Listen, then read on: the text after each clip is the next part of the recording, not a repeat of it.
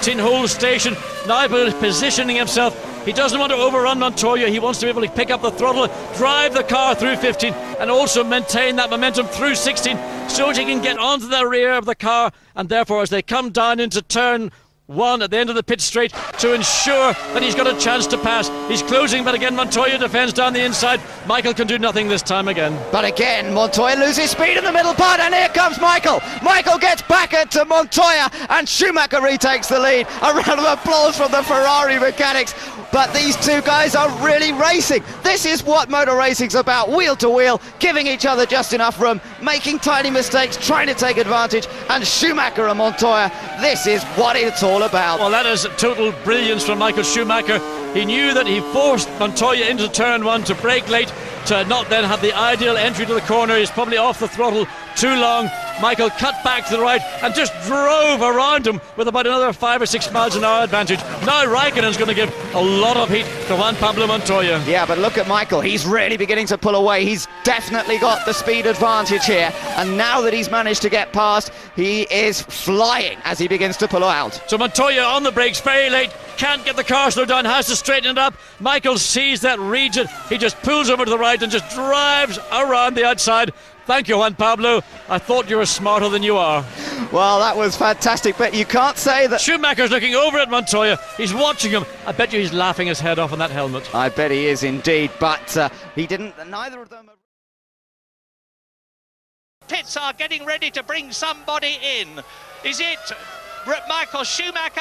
I guess it's more likely to be Schumacher than Barrichello, because Barrichello is all by himself, but it may well be the Brazilian. Barrichello is in the pits. He's out of that picture. Look, he should be in the back of that shot we just saw. So Barrichello will be coming into the pit lane, and look at the toe that Michael Schumacher's got this side. Yes. Coulthard goes to cover the line. Schumacher goes down the outside, and they just about touch. And once again, oh, they're so close. Yes! Fantastic, and the crowd has gone berserk. They might well be Italians rather than Americans. They appreciated that. They love to see a fight, and my gosh, they got one. Now, I bet Coulthard will move over and let Hakkinen through. Yes, that's exactly what he's done.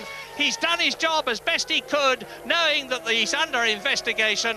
He's held Schumacher up as long as he has, that could. The German has fought past him brilliantly. Hakkinen has taken over the attack now, and I'm expecting Coulthard, if the stewards say thumbs down, to be in shortly. Yes, it was very, very brave by Michael Schumacher, and I have to say, Coulthard making life as difficult as he could, and then played it fair. It would have been awful if Coulthard had bumped Schumacher out of there. It would not be the correct thing to do. That's not the sort of thing David would do, but he sure is going to make it as hard as he can. And Schumacher putting an enormous amount of faith in David Coulthard there with his championship chances. Incredible. Look at this. Squeezes Coulthard across the curve. They must have touched. That was so close. Oh, now listen.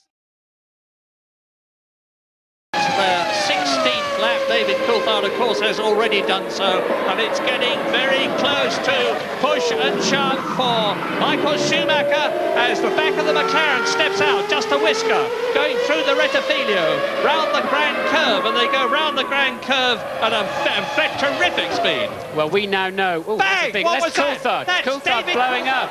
David Coulthard out of the race. Now, if that's happened to him, it's academic now. What strategy? Schumacher's going for the lead in the Rosia, and he right up alongside, and he's going through.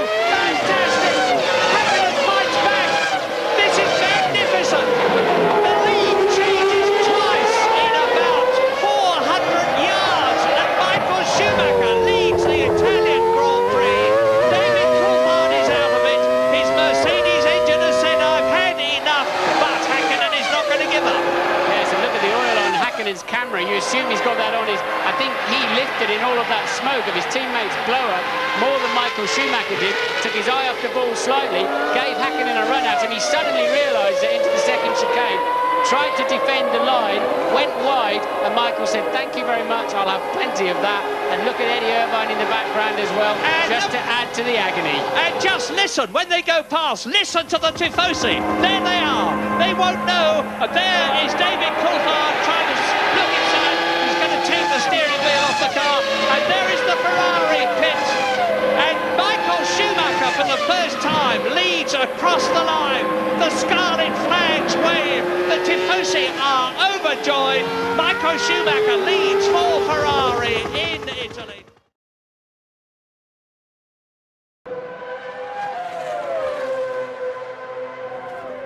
So this is the final Grand Prix of Michael Schumacher's career. He's going out fighting, he's racing with Raikkonen, who's trying to block him into turn one. Schumacher's having none of it. They're side by side. Don't collide, guys, please don't collide. Raikkonen gives him room. Schumacher is through.